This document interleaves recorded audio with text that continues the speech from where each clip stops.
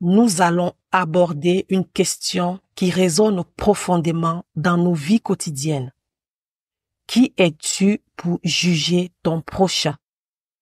Aujourd'hui, nous plongeons dans le cœur de ce que cela signifie vraiment, au-delà de la simple idée de ne pas juger. Nous explorerons ensemble la nature du jugement, son impact sur nos relations et comment nous pouvons choisir de transcender cette tendance pour cultiver plus de compassion, d'écoute et de bienveillance. Qui es-tu pour juger ton prochain?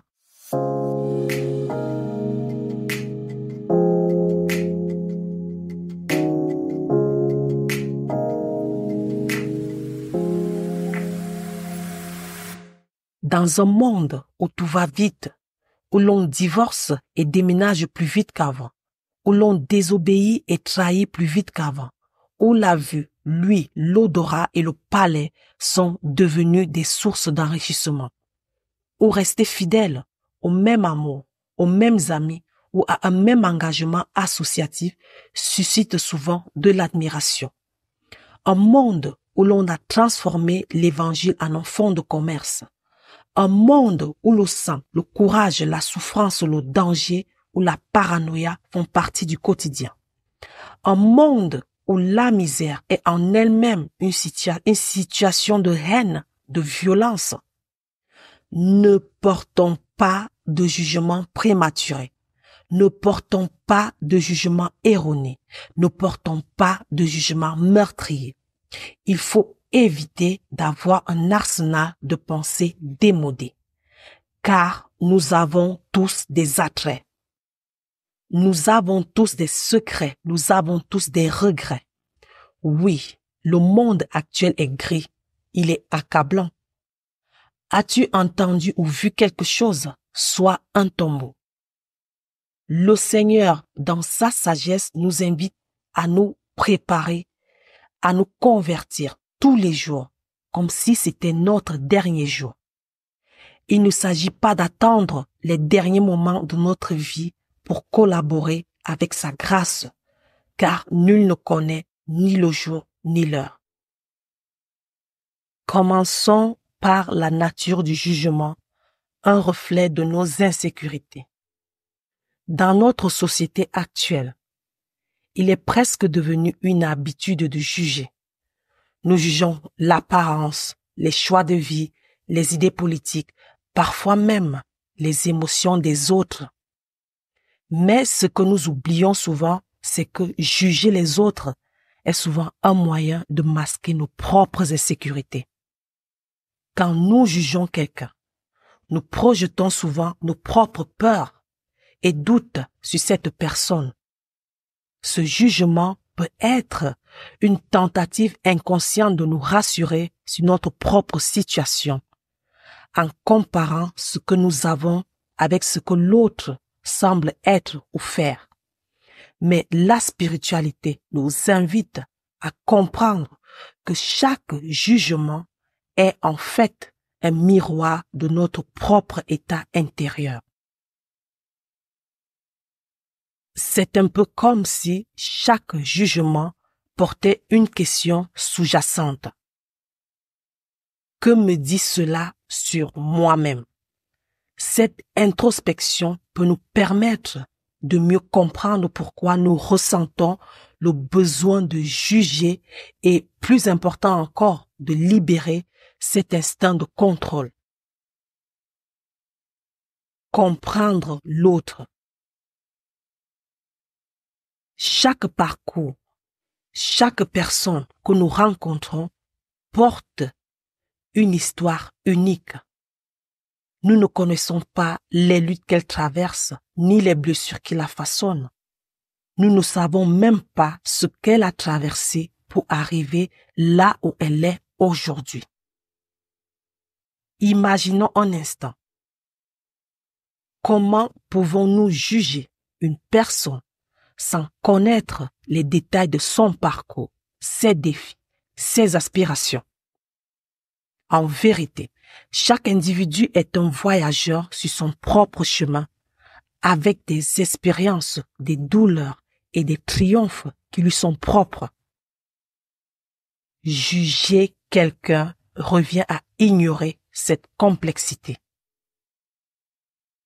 En choisissant de ne pas juger, nous faisons le choix d'accepter que chaque personne est en quête de sens. Chaque personne est en quête de paix et d'harmonie à sa manière.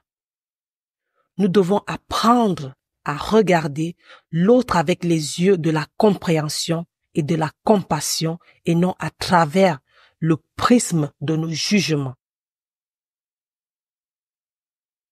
Le miroir du jugement, c'est se reconnaître en l'autre. Une autre vérité spirituelle importante, c'est que les jugements que nous portons sur les autres peuvent souvent refléter ce que nous n'acceptons pas en nous-mêmes. Cela nous renvoie à une vérité fondamentale. Ce que nous critiquons chez les autres peut être un écho de ce que nous réprimons ou rejetons chez nous. Prenons l'exemple d'une personne que nous jugeons durement pour ses faiblesses. Peut-être que inconsciemment nous projetons nos propres insécurités, nos propres peurs ou nos propres défauts sur cette personne. C'est une invitation à nous regarder dans le miroir et à examiner pourquoi nous ressentons ce besoin de juger. Plutôt que de condamner l'autre, la spiritualité nous appelle à regarder en nous-mêmes, à guérir nos propres blessures et à embrasser notre vulnérabilité. Ayons l'écoute active. Au lieu de juger, que diriez-vous d'opter pour l'écoute active? L'écoute active n'est pas simplement une question de entendre les mots que l'autre dit, mais d'écouter avec attention, avec le cœur et l'esprit ouverts. C'est l'acte d'être présent pour l'autre, sans préjugés, sans jugement préalable. Chaque échange est une opportunité d'apprendre, de comprendre et de se connecter authentiquement. Lorsque nous écoutons vraiment, nous créons des ponts au lieu des murs. Nous permettons à l'autre de se sentir vu et entendu, ce qui ouvre la voie à une relation plus profonde et plus significative. En plus, et plus important encore, cette écoute active nous permet de mieux nous comprendre nous-mêmes. Dans ce monde où les voix sont nombreuses et où l'agitation semble omniprésente, offrir à quelqu'un le cadeau d'une écoute véritable est l'un des plus grands actes de bienveillance que nous puissions offrir. La bienveillance, en fait, c'est une pratique spirituelle.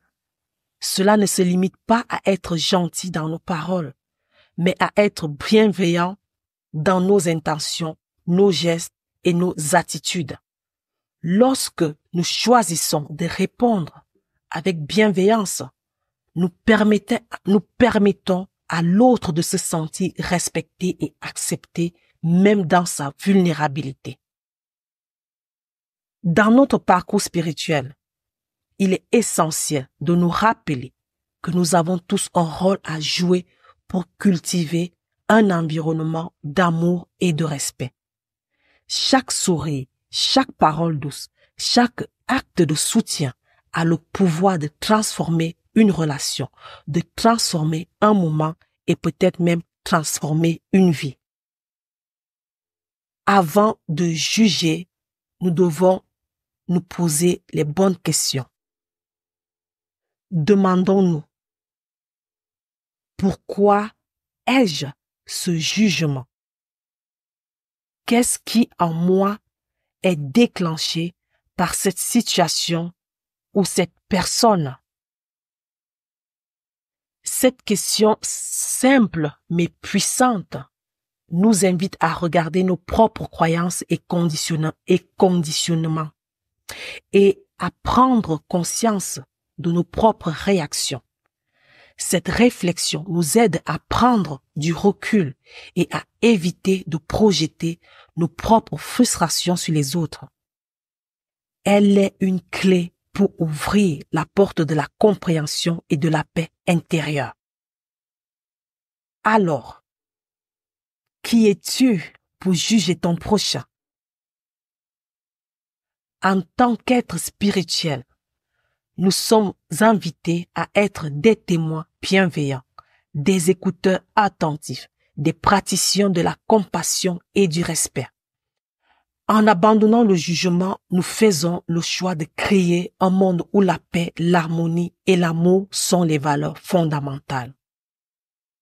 Chaque personne mérite notre respect et notre écoute sans condition.